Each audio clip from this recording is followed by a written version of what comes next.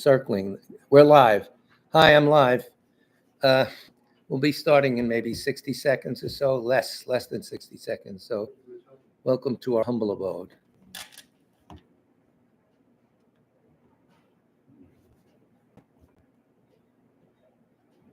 Five seconds, Mr. Smith.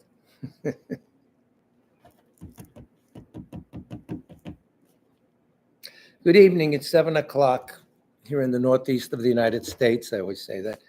And this is Kunchab Tarduling, the Tibet Center, a Buddhist meditation and study center located in New York City and northern New Jersey. And this is our twice weekly presentation of the Buddha Dharma, specifically Sankapasalamrim, or stages on the path to enlightenment. All the prayers we say are on the website. If there's anyone who has passed away recently you wish for us to pray for, when we have the Sutra of the Three Jewels at the end of the class, put their names in the chat box as soon as possible. Tonight we'll have some.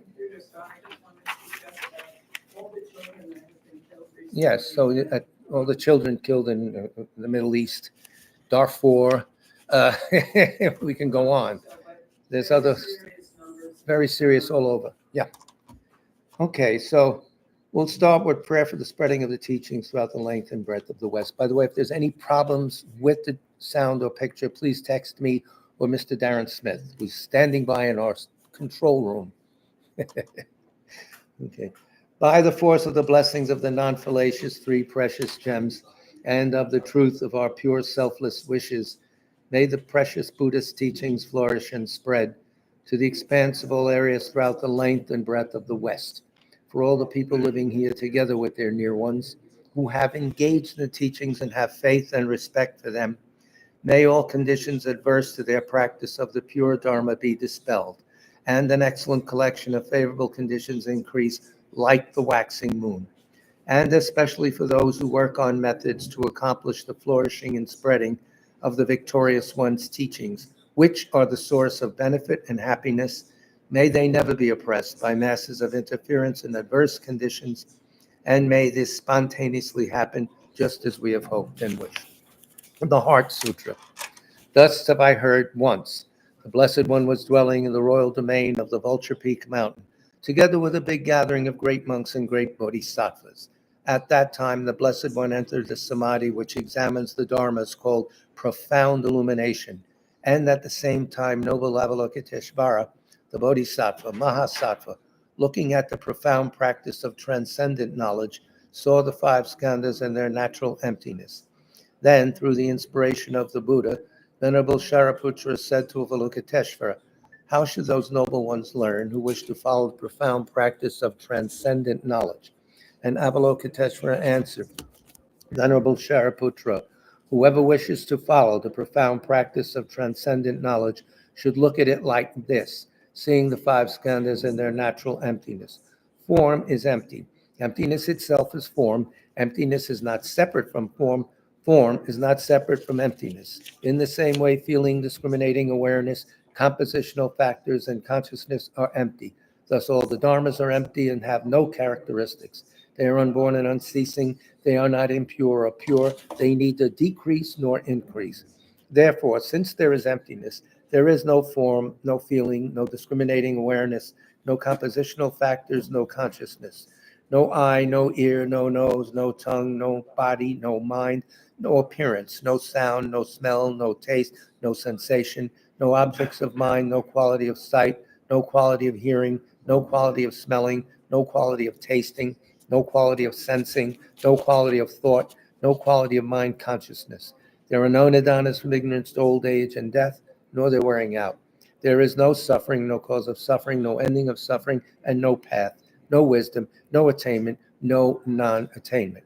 Therefore, since there is no attainment, the bodhisattvas abide by means of transcendent knowledge, and since there's no obscurity of mind, they have no fear.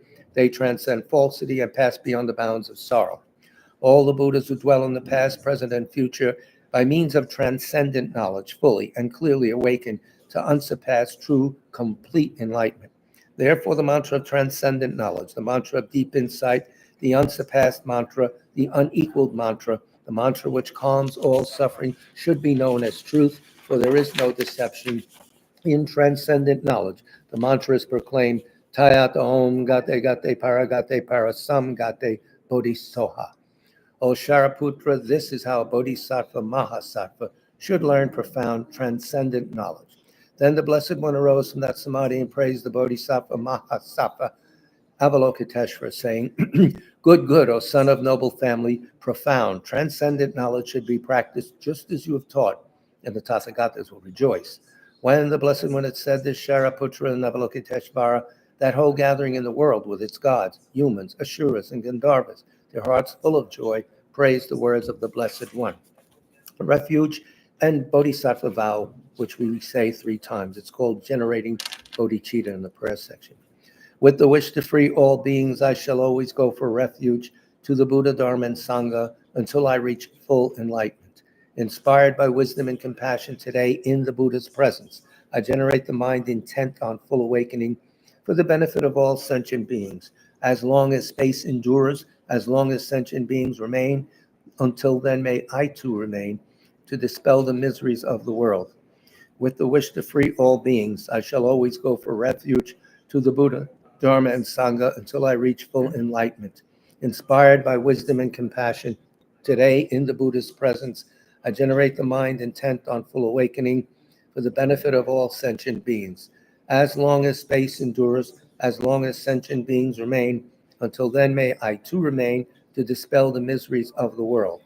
With the wish to free all beings, I shall always go for refuge to the Buddha, Dharma, and Sangha until I reach full enlightenment. Inspired by wisdom and compassion today in the Buddha's presence, I generate the mind intent on full awakening for the benefit of all sentient beings. As long as space endures, as long as sentient beings remain, until then may I too remain to dispel the miseries of the world. So welcome. We'll start with the basic format of these classes will be first part of the 45 minutes, hour, whatever we have. Okay, you got Bing's message? Yeah. Okay, good. Will be general Buddhism, His Holiness's modern Lamrim, and then we'll go to the root text and the root text commentary, Geshe Sopa's commentary, and the actual root text itself. But this is from the first of the 9 volumes that are out now, Approaching the Buddhist Path. And first of all, His Holiness, on page 79, he's talking about how the Buddhist Dharma spread. This is a very encompassing book. It's like a general introduction to all of Buddhism, including the Chinese tradition, the Pali tradition, etc. Anyway, here's his personal feeling about the Buddha. His Holiness says, personally speaking, I feel a deep connection to Shakyamuni Buddha, as well as a profound gratitude for his teachings and the example of how he lived his life, abiding in pure ethical conduct of a monastic and sharing the teachings impartially.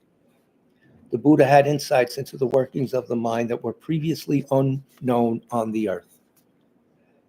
He taught that our experiences of suffering and happiness are intricately related to our minds and emotions.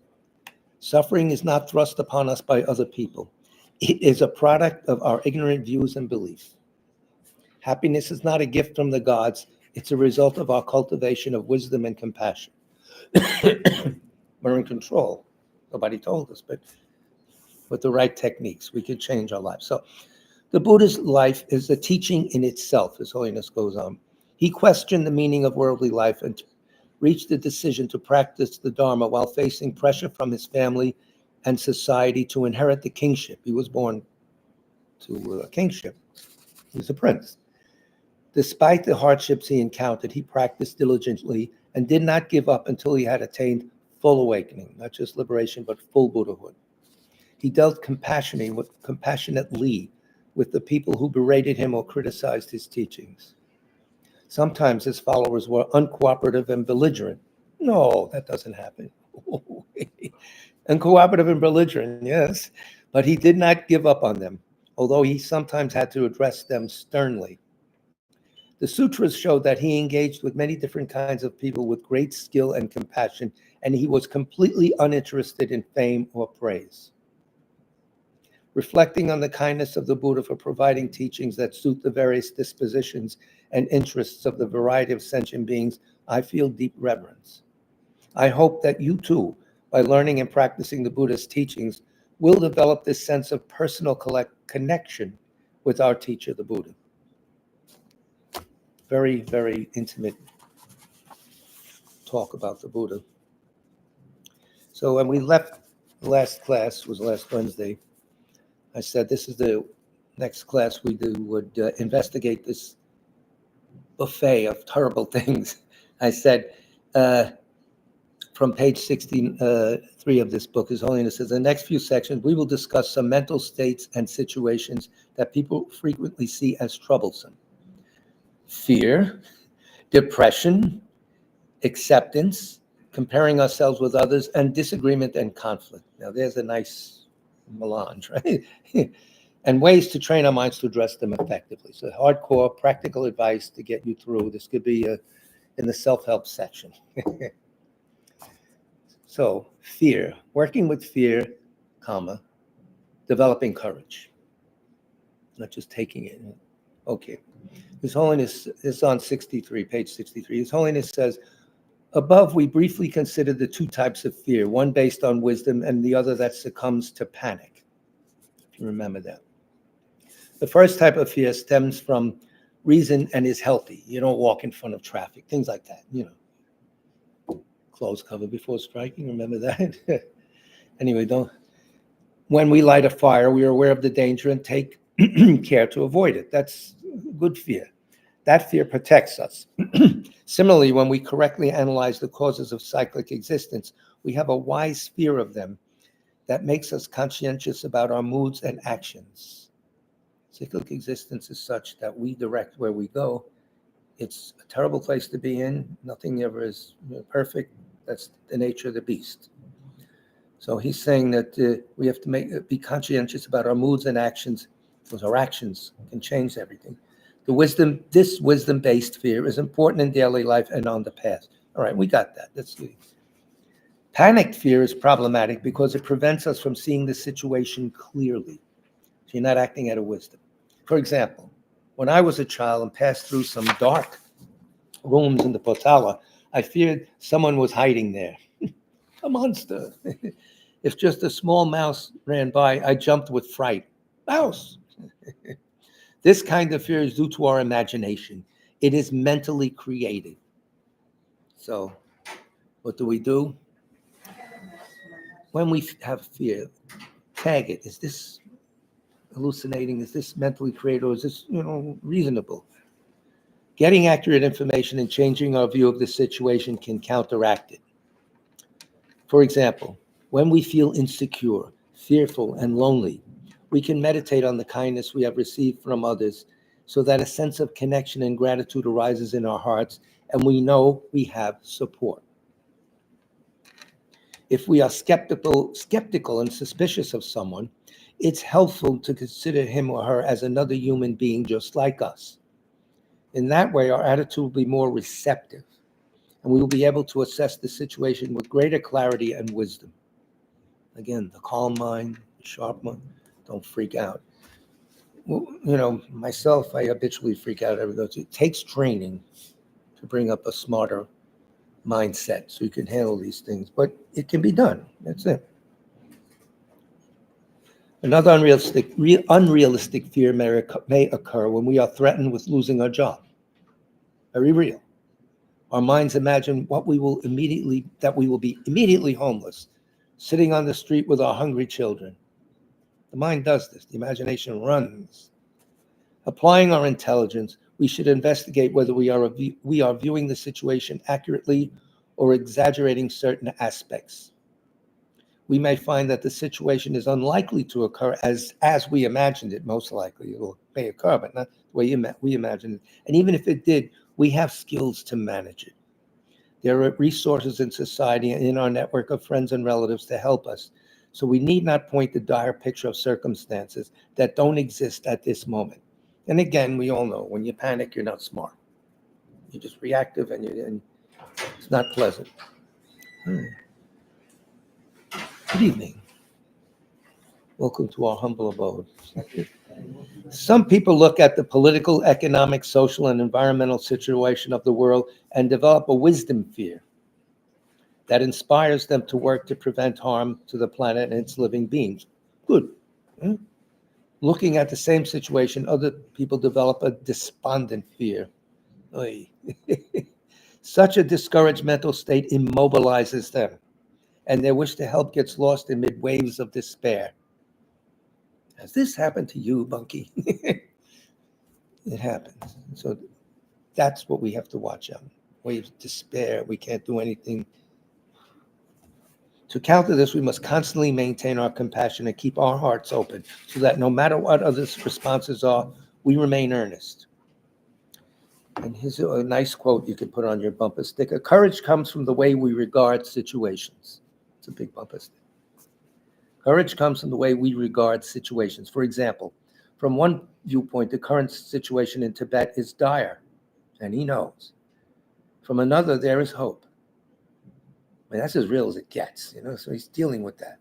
Focusing on the positive while being aware of, but not discouraged by the negative, enables us to make every effort to improve conditions. Focusing on the positive, but being aware, but not discouraged of the negative. A realistic view. He continues, one single practice or method alone cannot develop courage. It requires contemplation of several topics over a period of time. These are not instant fixes. So these are vaccinations, but they build, and then they overpower whatever obstacles we had.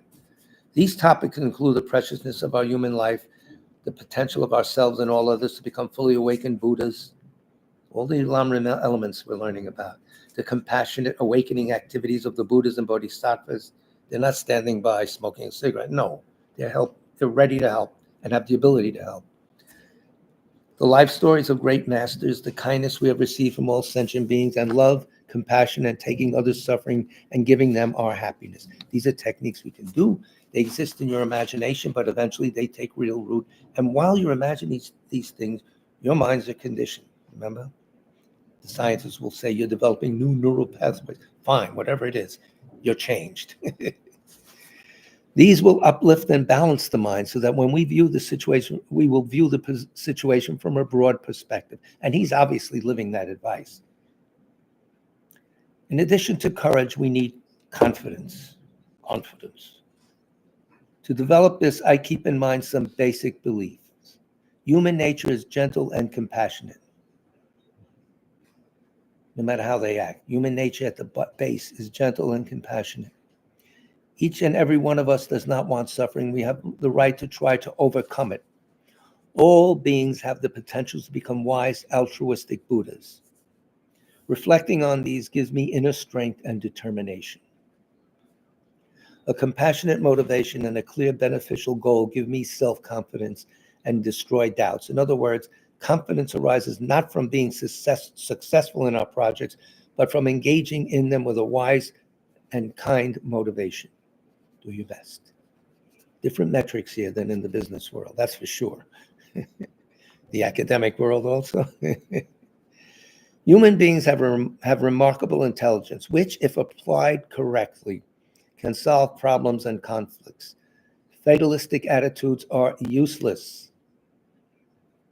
We have the capacity to prevent hardships and improve what is good. We must do our best to use our abilities in constructive ways. If we make every effort and still fail, we need not have any regrets. We can accept what happens.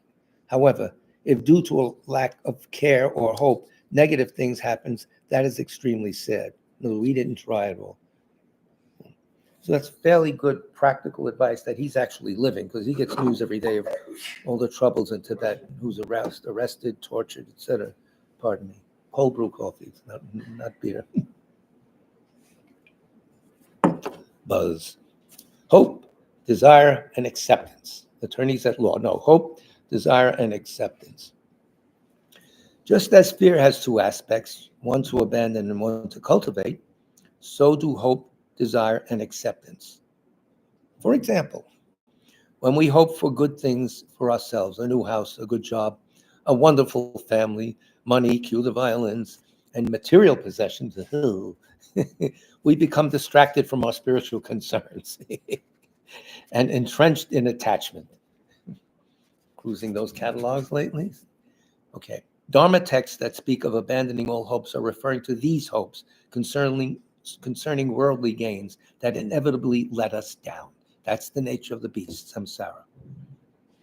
Lamran's section on the faults of samsara is worth millions and billions. If you get that into your mind and see, you can compare that to everyday events, moment by moment. Boy, is it right. On the other hand, we must have hope for a better future so that we will work to create the causes for it. We will work to create the causes for it. Here, the future we hope for is not a self-centered one based on worldly desires, but one that takes others into consideration and wants happiness for many. This latter type of hope will motivate us to practice the Dharma and to engage in projects that directly benefit others. No matter what situations we are in, we should not lose hope. Losing hope and sinking into a defeatist attitude are the real causes of failure. They are also distorted mental states. We have human lives with our unique human intelligence, and these give us the capacity to overcome problems. We have to believe that, and we have to try these exercises, try this way of thinking, and see what happens. That's it. Nobody's going to watch you. Do it on your own. Therefore, we should be calm and wisely investigate various alternatives rather than throwing up our hands in despair, which often makes the problems worse. Start cursing in whatever language you like. That doesn't help. I do that. It doesn't help. The negative desire is related to attachment and keeps us bound in cyclic existence. In contrast, desire can also refer to a positive aspiration, such as the desire to meditate on equanimity or the desire to become a Buddha. Such desires are not based on self-grasping or self-preoccupation. They have positive goals and increase our joyous effort to attain what is worthwhile. As Rinpoche would say, what is worthwhile anyway in the long run? Oh. Acceptance, too, has two sides. The disempowering kind of acceptance is acquiescence. A Munich moment, remember that in history? Acquiescence, accepting something unpleasant with a disconsolate heart. Such acceptance leads us to despondency and destroys our enthusiasm for life and for Dharma practice. That's very subtle, and you got to watch it. You may not go, I'm never doing it, but there's a sense in the mind that you're just giving up. The good kind of acceptance acknowledges and accepts our own and others' faults and failures, and at the same time wants to improve the future. There's no use in fighting the reality of the present moment, but we know we can change and improve in the future. Present moment is a result of cards we dealt ourselves in past lives. We created. It's already in action. That's it. However, we can create the causes now for better situations to happen to us later on in this life and, in future lives. We accept the present suffering, for the causes for it have been created and are already ripening. Yes. Future suffering, however, can still be prevented, so our minds remain optimistic.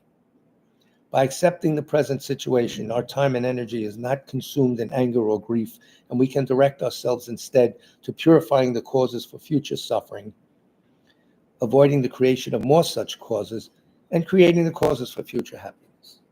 That's it. Now, the next section is, let me check the time so we don't run crazy. You got this 2 names, Darren? From Bain. We're interrupting with the business. Anyway, so comparing ourselves with others and our self-worth. It's a tricky one. It may sometimes run against common psychiatric materialism. I don't know. Although all sentient, His Holiness now, his first point he's going to bring up is, although all sentient beings are equal in wanting happiness and not wanting suffering, each of us has different talents and weaknesses. We can acknowledge that others are better than us in terms of education, health, physical appearance, social standing, wealth, and so on. But that need not lead to jealousy. There's a big problem there. It is a simple acknowledgement of what is. We compare all the time. He's got this, I got that, I got his house. Why don't we get one like that? Blah, blah, blah. Okay, that's, reading the situation properly. Yes, this one has more money than me. That's all. But that doesn't need to lead to jealousy. Simple acknowledgement of what is. That's all. Leave it at that. It's healthier. Problems begin if we begin to think, since I am less than this or that, I'm hopeless. You reach that conclusion. That's dangerous. And we feel inferior. Comparing ourselves with others and feeling hopeless is the result of a narrow outlook. For we see only our weaknesses and ignore our potential. We have a potential to be Buddha, the Buddhas, whatever, all of us. Here we should remember that although that person is more successful than we are, she is also a human being just as we are, and that we have the same potential to succeed. It is also important to remember that each of us has our own unique good qualities and talents. Comparing ourselves to others like comparing apples and cars. That's right, apples and computer, cars, no, never mind. They may both be red, but they are useful in different situations, so it's good to appreciate both. Similarly, it's good that people have different interests, talents, and abilities. By pooling these together, all of us benefit. We can rejoice in the good qualities of others and rejoice in our own too, even though they may be different. It's very easy to fall into this comparison thing. It's done in business. It's done in the world of education. It's all over the place. And it seeps into your mental attitude if you're not careful. It's invalid. It's ridiculous. Some people often make His Holiness continues, we're on page 67. Some people often make black and white distinctions with no middle ground. If something good happens, they become too happy and excited. High-fiving, woo, yeah, they really do. Too happy and excited. And if something bad happens, they become discouraged and depressed. Too wide swings of the pendulum. There's no need for that. Life is complex. Suffering is bound to happen, and good things come as well. I'm waiting. Good things come as well. When good things occur, some people still do not feel content and push themselves to have more and better until they collapse. With this kind of attitude, if they see their neighbor is more successful, they succumb to jealousy and hopelessness. All this is avoidable with a wider perspective on life. Very simple. Do some serious thinking. That's it. Yeah.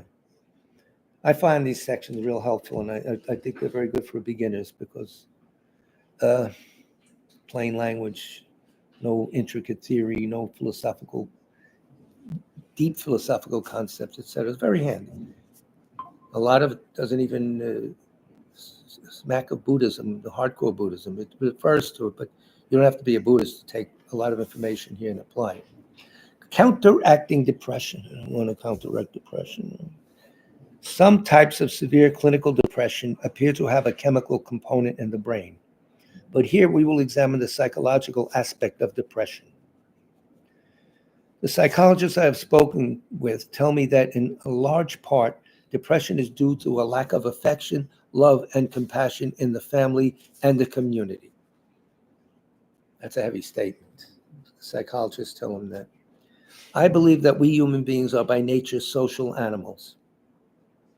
Our basic nature is such that we appreciate the affection of others, and when we receive insufficient affection or are deprived of it altogether, we become unhappy and listless. That's natural. We gotta be really strong in that. The technique to counter depression, the techniques, plural, to counter depression depend very much on the individual, whether he or she follows a spiritual tradition, and if so, which tradition. I'll go a little more, but I'll give you advice that we had from His Holiness. I've heard him say, and also our teacher here.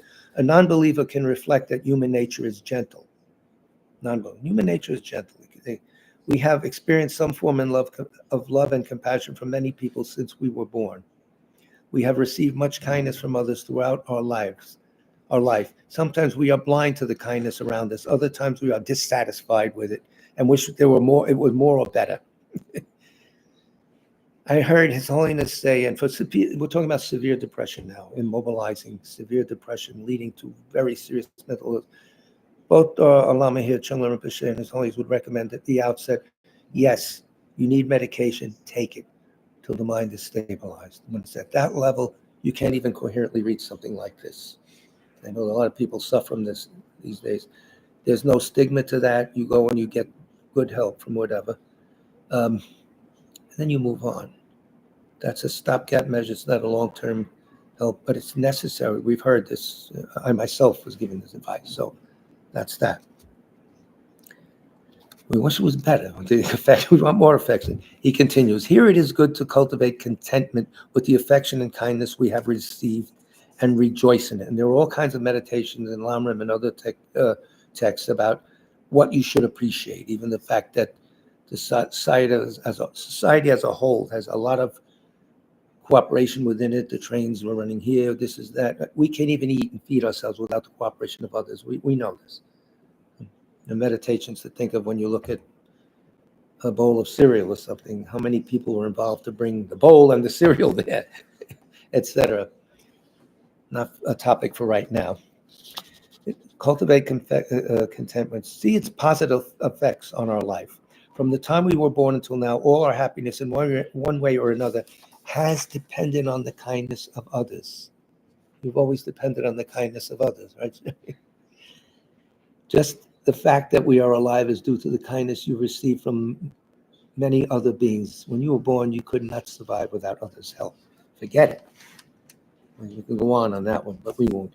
Tommy, can you talk a little bit slower? Talk a little bit slower. Okay. Thank you. To counteract depression, Buddhists can think in two ways. First, we develop a sense of our own potential by reflecting on Buddha nature. That's a big topic, but leave it at that. No matter how confused or weak we may sometimes be on a superficial level, this is very serious now. Deep down, our Buddha nature is there. The deep, lower levels of the mind, the more subtle levels of the mind, better word, not lower. On the most basic level of having a mind, no difference exists between the Buddha and us.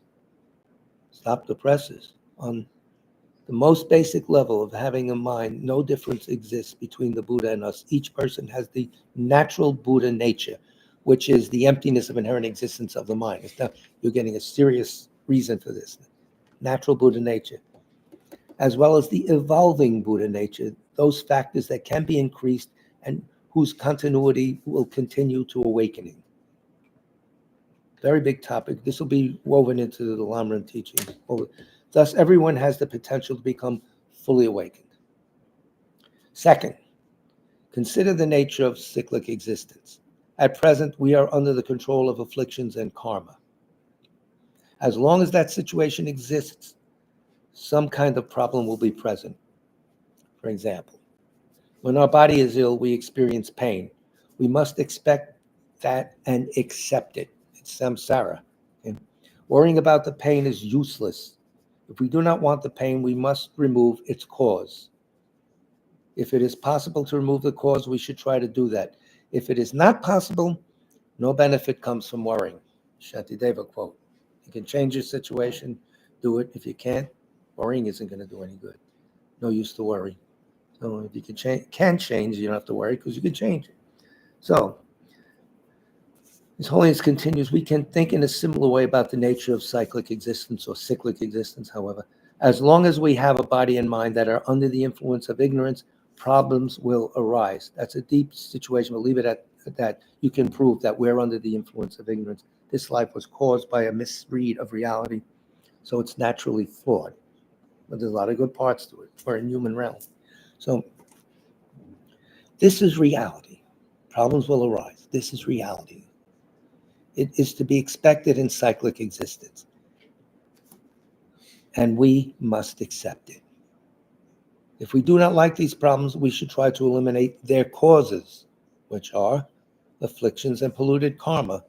Afflictions and the actions that we do based on these afflictions, polluted karma, and attain liberation.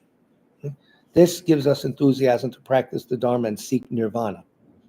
Depression also arises by focusing too much on our own situation and problems, self-absorbed. And it's over and over again. You've probably all been there. The mind just rolls and rolls in an endless loop of the same garbage. I don't want to use a stronger word. Look around at others to see that everyone suffers in one way or another. Reflecting deeply on this, our hearts will be open and the strength of our love and compassion for others will increase. What could be bad? I think we have to shift topics. No, like a few more minutes. Disagreement and conflict is kind of long. We'll start that tomorrow night. The class tomorrow night. So we'll put this aside. And this section that we're in now, we're in chapter, this is the hardcore root text written at the end of beginning of the 1400s, completed in 1402, I think. Thursday, I'm told, is Sankapa's Parinirvana Day. So those of you who, celebrate these things, put lights in your window, you can, whatever. It was a day where everyone in Tibet put candles in their window. Didn't have LED. So something like Diwali in the Indian tradition, whatever. This is chapter 13 on valid establishment. There's a lot of big points are being made here. So basically, something where they're talking about, there's most schools, all the way up to Prasanga, different levels. Yogacara, the Madhyamaka schools, no, but the lower schools of Buddhism, yes. Think there is intrinsic existence deeply all over the place. Only Prasanga says no such thing as intrinsic existence, even conventionally, boom.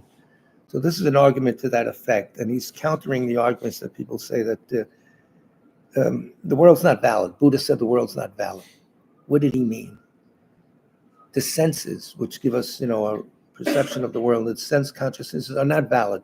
So everything they see is no good. That's what the lower schools take that to mean. It's a subtle point, but it's not valid in terms of ultimate reality, but very, very valid in terms of the world. We work with the conventional data and stuff. So I'm on page 166, so just give a little bit, and then we'll go to Geshe Sopa, who he's going to take apart perception and what happens when the five senses operate, and then the mind jumps in. You have to know this because it'll help you, first of all, in your own daily walk around life, and also when we start taking apart the heavier texts. According to this is 2/3 down in on page 166, Lamrim 3. According to the Master Chandrakirti, if something were established by way of its intrinsic character or essence, it would be something true, existing as it appears, true.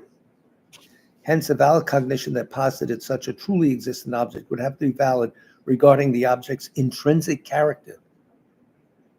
There's no, but let the text roll. However, because objects are false, the valid cognition that posits them does not have to be valid regarding their intrinsic character. They're not looking for the mode of being everything. For Chandrakirti's commentary on the 400 stanzas says, it is not reasonable that worldly perception should cancel perception of reality because worldly perception is valid only for the world, and because the objects it observes have a false and deceptive quality. False and deceptive in terms of mode of being, not false and deceptive unless the eyesight is bad or something, in terms of what these things do and function with each other. That's it. No problem. Therefore, since Chandrakirti is refuting the logicians' positions that sensory consciousnesses are valid regarding the intrinsic character of objects, he need not refute the position that they are simply valid cognitions. They're valid in a limited way. In their sphere of authority, they're very valid. Consequently, Chandrakirti is not, this is Sankapa's words, not giving a general refutation of the position that there are valid cognitions among conventional consciousnesses. No, and the others do. Nothing valid there. This is just for the worldly people, and let them have their fun, these fools, but we know, they're wrong. If he were, then it would not be reasonable for him to say, as the world sees it, a valid cognition is simply a non-deceptive consciousness, because he would have refuted the validity of every sort of conventional consciousnesses, and they are valid. Enough of my speech. Also, this would contradict Chandrakirti's clear words, where he presents direct, inferential, scriptural, and analogical valid cognitions, saying, we therefore posit that the world knows objects with 4 valid cognitions. We won't go to the note. Chandrakirti refutes essentially existent valid cognition and objects of comprehension. He does not refute valid cognitions and objects of comprehension that are contingently posited dependent arisings. He doesn't refute that. Okay. These are established through mutual dependence. When valid conditions exist, this is the clear words, Prasanapada, Chandrakirti's words. These are established through mutual dependence. When valid cognitions exist, then there are things that are objects of comprehension. When there are things that are objects of comprehension, then there are valid cognitions. However, neither valid cognitions nor objects of comprehension exist essentially. That's it. Therefore, if Sankapa now chimes in, if a sensory consciousness is unimpaired, your eye is not damaged, you see a blue color, that is, no eye disease or internal external cause of error affecting it, then it is accurate in conventional terms. It is mistaken in terms of appearance because, under the influence of ignorance, it apprehends its object as though it were intrinsically existing. Well, that part of it is wrong. However, as the world sees these things, yeah, this is a can of coffee right here, okay, which is not. It's not intrinsic. Yet this does not contradict its conventional accuracy. So we'll leave that alone. There's an argument now about falsities are of two types. But let's talk to Geshe Sopa about what happens as we perceive things and what gets us into this pickle that we're in, mistaking reality. Geshe Sopa, please appear. No one has found his reincarnation yet. And His Holiness is on the trail, so I don't know. He is a wonderful teacher. So, all right.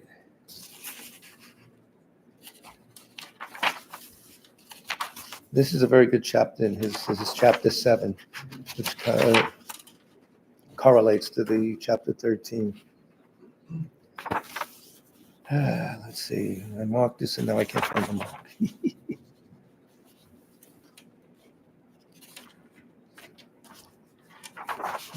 Okay, here we go.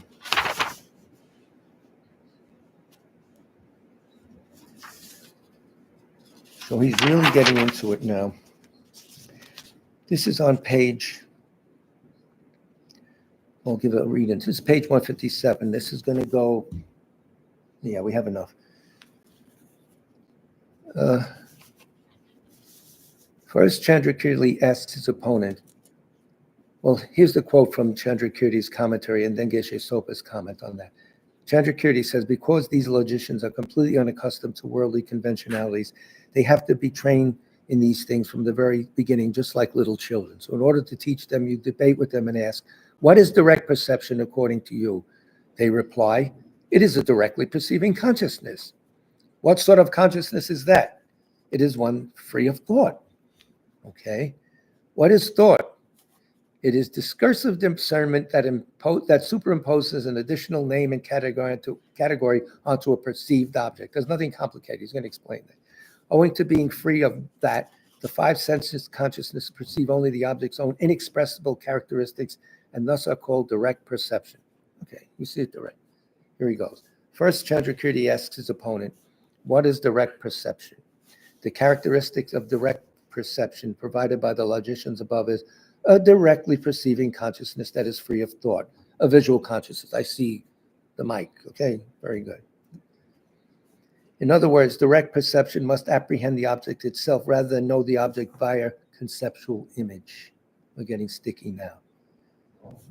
It sees it. When you're looking visually, you're conceptualizing using. No, here's the steps that happens. This is why it's okay. You do in an instant. You don't see the time. Not immediately, but it's Yeah, a nanosecond later. It's right in there. He's going to go through that. In other words, direct perception must apprehend the object itself rather than know the object via conceptual image. Here we should note that Prasangika Madhyamika definition of direct perception is a little different from that of the lower Buddhist schools. The Prasangika view and their refutation of the lower schools will be discussed later. Let's not get involved in that now, please. We're trying to learn something. In the present discussion, the definition of direct perception accords with Dharmakirti's commentary on valid cognition. So first, in general, direct perception mostly uses mostly refers to sense consciousness. Mental direct consciousness is a directly perceiving consciousness. Mental direct perception is very rare for ordinary people. So sense consciousness, I heard the song, I see this, you got it, I taste the food. A sense consciousness, such as visual consciousness, is a directly perceiving consciousness. It always directly perceives its object, either correctly or incorrectly, but it's there. Oh, there it is. Okay. According to certain lower schools, such as Sautrantika, direct perception must be unmistaken. If it apprehends something incorrectly, such as seeing a white object as yellow, like if you have jaundice, you'll see snow as yellow, or if something else occurs to the snow, never mind. Or seeing two objects when there's only one, it is not direct perception, it is wrong consciousness. So we got that, no problem. For them, direct perception is never mistaken. This is a lower school. What we perceive does exist as we perceive it. It's reality. Yeah, we see it inherently existing. Later on, it's not. However, leave it alone. We directly perceive things such as color, shape, and sound. We apprehend these objects as they truly inherently are, they say. Inherently are. According to Dharmakirti, a sense consciousness sees its object directly. What it perceives is not different from the object's reality. Dharmakirti is not a prasangika manyamika. At least he didn't play that role. He probably is. I don't know. I don't have his number anymore. I lost it. So now here's your question being answered. As soon as a sense consciousness directly perceives something, a thought usually arises in the mind instantly. Real quick. Okay? Thought is not direct perception. Thought understands what it is perceived and gives a name to it. You may think, I saw that, or I heard that, or I smelled that. For example, if we see a tree, we can close our eyes and still know the tree. We could identify it and remember it. This is our everyday walking around the method of how we react to reality. The direct perception in this case is a visual consciousness, but the identification is a conceptual thought. Thought does not see the tree, it knows it by means of the object universal or meaning generality, the good old Donchi, that mafia don, Donchi.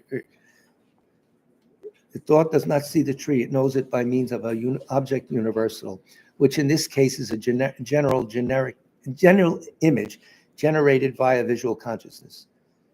There's an elm tree or whatever, you got that. Through this conceptual image, we can identify and describe that tree. So that conceptual mental image is very good, very handy. This mental image is not as clear as what was perceived directly. It is a vague likeness appearing to the mind. A similar process occurs with a term universal, drachi, which they used to call sound generality. I don't know, which is a general image generated through hearing another's words. For example, when we hear a description of Buddha, a general idea of what he is like appears in our minds. We may hold on to that image and explain it to others using similar descriptive language. Thus, there are two kinds of knowing, direct and indirect. Even perception itself, let alone other ways of knowing, can be direct or indirect. The next step. Next, Chandrakirti asks his opponents. So you go all right with that? You see, we see something and then we categorize, and that's how we recall it and everything. It's not the thing itself. And that image we have in our mind isn't like the tree in reality, which is changing moment by moment. That thing, as long as it changes as our mind changes, but it's there, and you could recall it. It's static in a way. This is a big deal because you're going to hear this over and over again. So slowly you have to climb your way up the hill and try and explain this to yourself. And then we won't get confused when they start ranting on and on. Next, Chandrakirti asks his opponents, what is thought? They had a lot of time in those days. They can discuss things like this. To understand their answer, we need to begin with a simple example. Suppose you see a vase on the table in front of you. Your visual consciousness sees the vase directly and at the same time perceives its color, shape, and other characteristics. Sees the whole schmear, right? Then a conceptual consciousness arises and assigns a type to what you see. You identify the object and give it a name. You think, this is a vase or a vase, whatever, depending how much money you have. Thought cannot perceive an object with all of its characteristics at the same time. This thing, okay? A Buddha can, but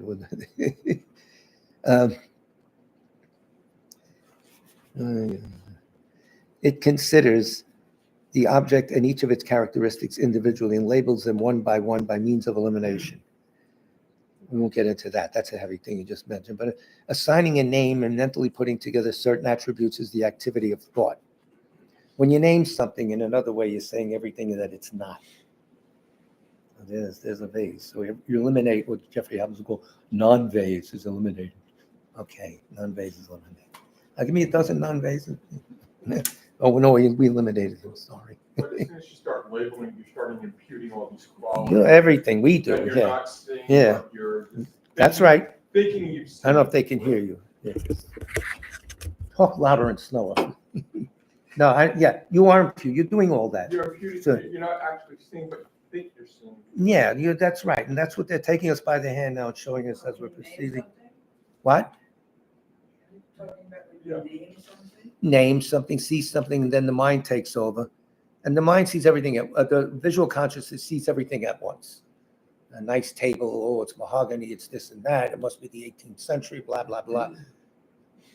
The eye sees all of that at once. The mind has to go through these one by one. Ooh, yeah, look at the work. Oh, yeah, thing, click, click. But the eye will see something directly, all of its characteristics at once. Then the mind takes over, generates this. Oh, you see dance moves. Oh, that's the French quadrille. Oh, that's, something else. Same thing. But I'm getting a little complicated when I don't have to be.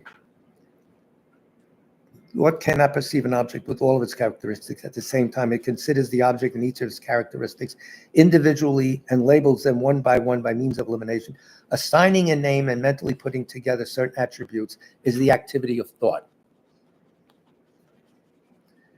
This activity is known as discernment. That's a big word in Tibetan, discernment.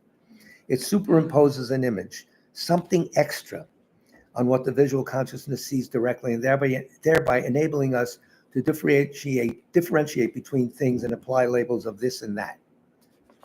You got that? So it superimposes an image, something extra, on what the visual consciousness sees directly, thereby enabling us to differentiate between things and apply the labels this and that. In short, direct perception does not discriminate between things, but simply observes what is there.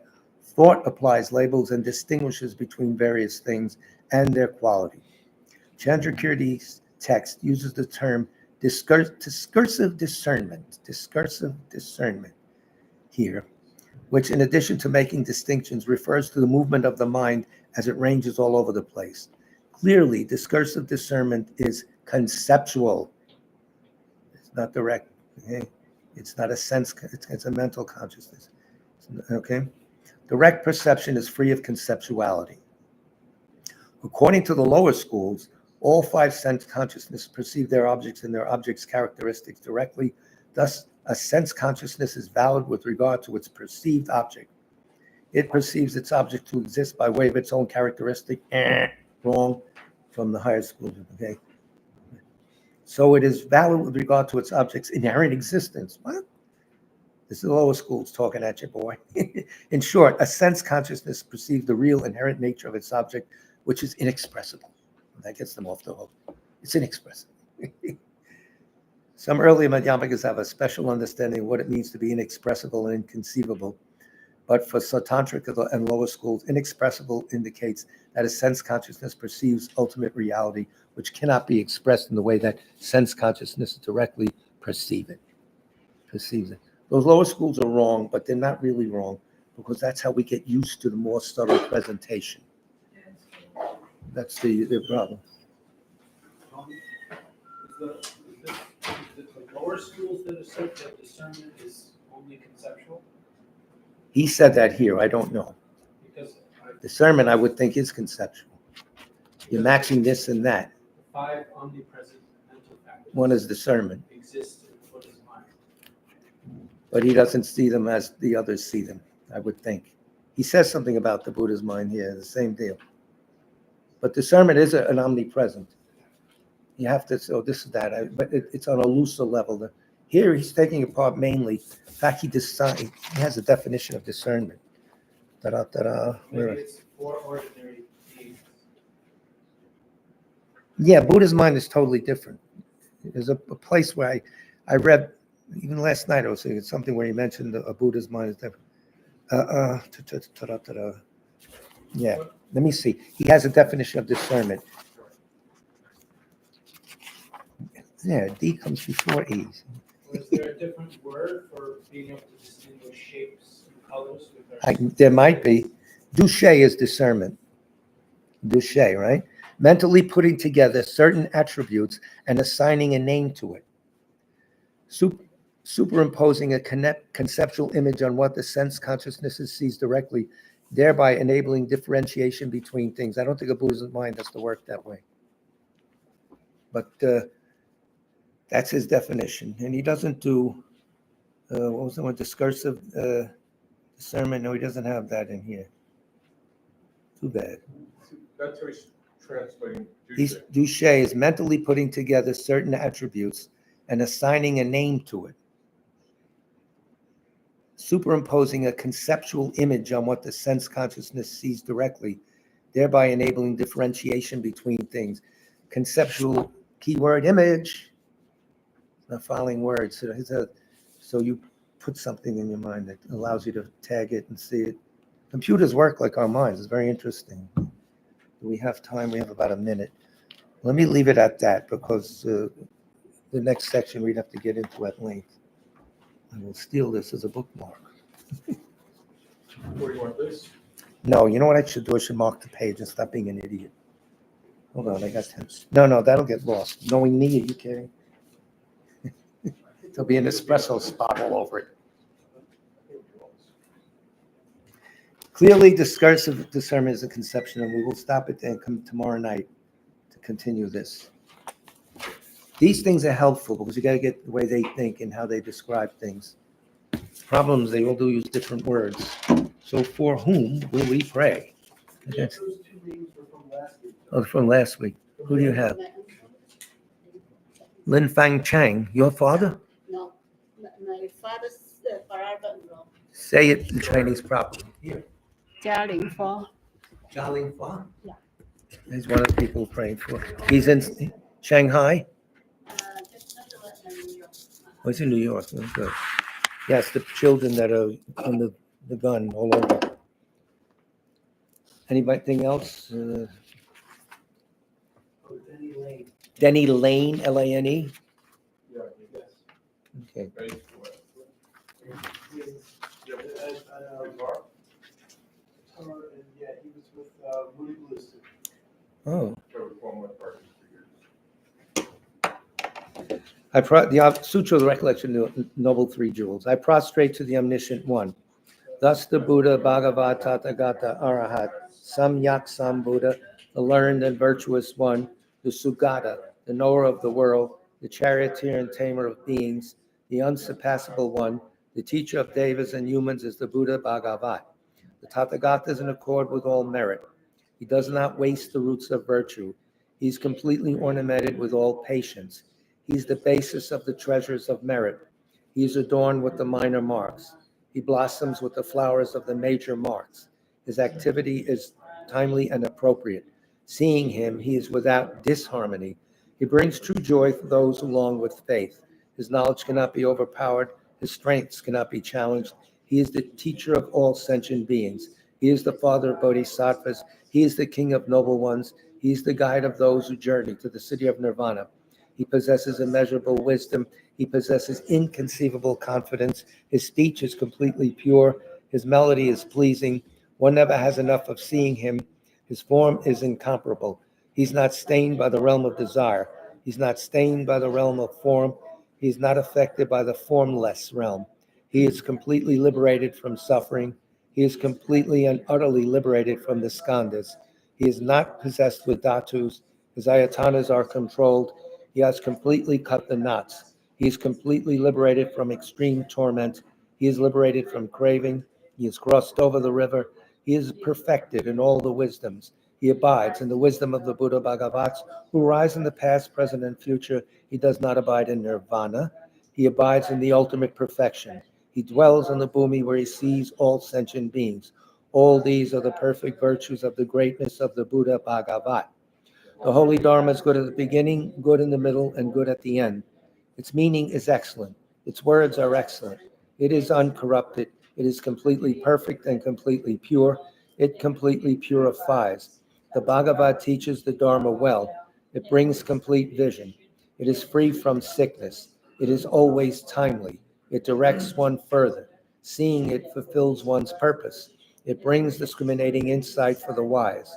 The Dharma, which is taught by the Bhagavad, is revealed properly in the Vinaya. It is renunciation. It causes one to arrive at perfect enlightenment. It is without contradiction. It is pithy. It is trustworthy and puts an end to the journey. As for the Sangha of the great Jnana, they enter completely, they enter insightfully, they enter straightforwardly, they enter harmoniously. They are worthy of veneration with joined palms. They are worthy of receiving prostration. They are a field of glorious merit. They are completely capable of receiving all gifts. They are an object of generosity. They are a great object of complete generosity. The protector who possesses great kindness, the omniscient teacher, the basis of oceans of merit and virtue, I prostrate to the Tathagata. Pure, the cause of freedom from passion, virtuous, liberating from the lower realms. This alone is the supreme ultimate truth. I prostrate to the Dharma, which is peace. Having been liberated, they show the path of liberation. They are fully dedicated to the disciplines. They are a holy field of merit and possess virtue. I prostrate to the Sangha. I prostrate to the Buddha, the leader. I prostrate to the Dharma, the protector. I prostrate to the Sangha, the community. I prostrate respectfully and always to these three. The Buddha's virtues are inconceivable. The Dharma's virtues are inconceivable. The Sangha's virtues are inconceivable. Having faith in these inconceivables, therefore the fruitions are inconceivable. May they be born in a completely pure realm. So our next class will be tomorrow night at the Parsonage in South Orange. You're all welcome. We have heat, we have restrooms, we have gravity, we have everything you need. Anyway, to get there, look on our website. Train service is there. The walk is 10 minutes from the train station. And we'll just continue what we're doing tonight. This is very sticky, but you got to get into some of the basic ideas, the way they see things, the way they express things. And that's that. So, Tony, I have a question. What we just read, the foundation of all excellence. I didn't read that. Written by Sankara? Yes. Yes. Unless he had a ghostwriter, I don't know. No, he probably dictated and someone wrote. That's the way they did, you know. So thank you all for who are working on the grant proposal for the Tibet Center.